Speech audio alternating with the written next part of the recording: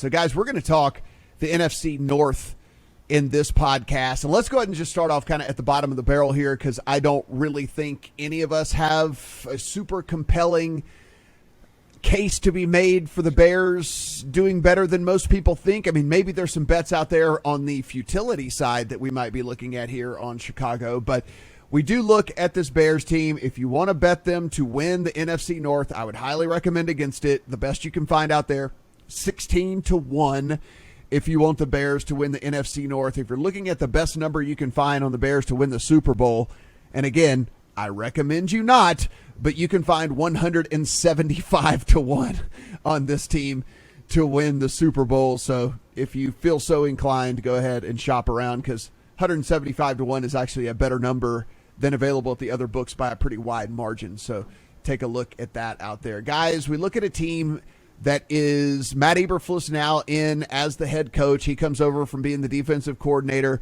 at Indianapolis. So we do have the coaching change, different regime there in Chicago.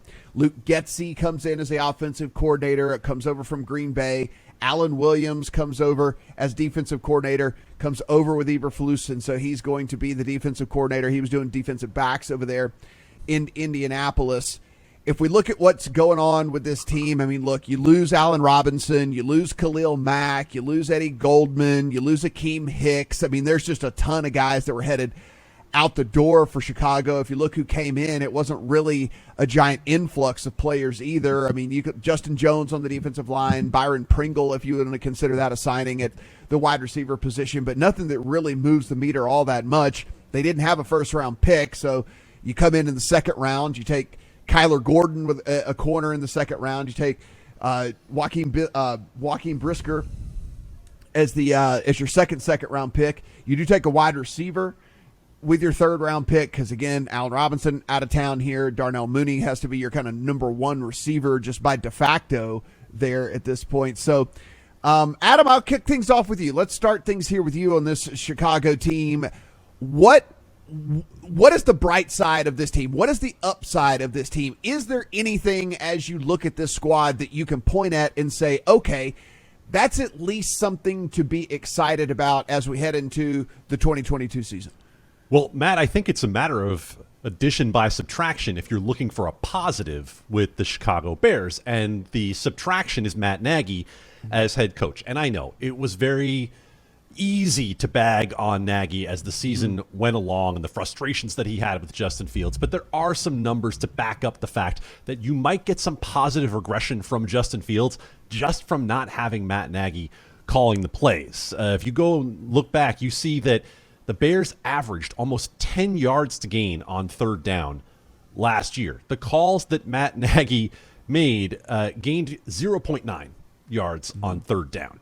They had the worst third down conversion rate in the National Football League. So if I'm going to talk about a positive, I'm going to talk about the fact that I don't think you could do much worse in terms of utilizing Justin Fields. But of course, when it comes to the Bears, any light at the end of the tunnel is a freight train, because when you look at their offense, they've actually regressed. If you look at their salary cap spending, they are spending the least of any team in football on their offense this year, which with a rookie quarterback, you might expect to be the case, but they haven't invested anywhere else on that offense. So again, not to get too deep into it with the Bears, I don't really think there is a need for us to discuss this team much. There's been nothing positive coming out of camp. There's been nothing positive we've seen in the offseason. In fact, the only way I think I would approach the Bears this year, you talked about futility, Matt. I might play an alt under on them. They're sitting at 5.5 on the board right now. 4.5 on the alt, plus 180. If you look at their schedule, the only two games where you're going to look and say they have a real competitive shot are Houston and Atlanta. At the value of plus 180, I might consider getting in on that under 4.5, because I do think this team has a chance to be the worst team in the NFL this year. Yeah, I'm right there with you. I think it's going to be a race between this Bears squad, and listen, depending on what the quarterback situation looks like with the Jets could certainly be in the conversation as well whenever we're going to, talking about worst teams in the NFL. Stephen, there is an alt under at DraftKings sitting at 5.5 where the under pays plus 120.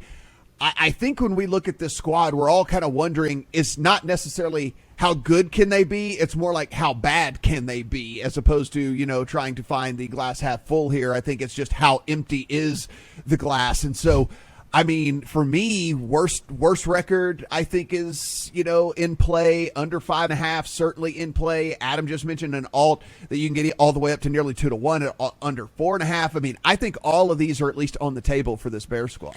For sure. We talked last podcast about how I'm taking a 9-1 shot on the Seahawks to have the worst record. I might combine that with the Bears at 9-1. I haven't pulled the trigger yet. The one concern I do have is that there are some games on the schedule. I would still put I'm high on the Giants compared to expectation, but that's still arguably a winnable game. I'm very low on Washington. That's on the schedule as well.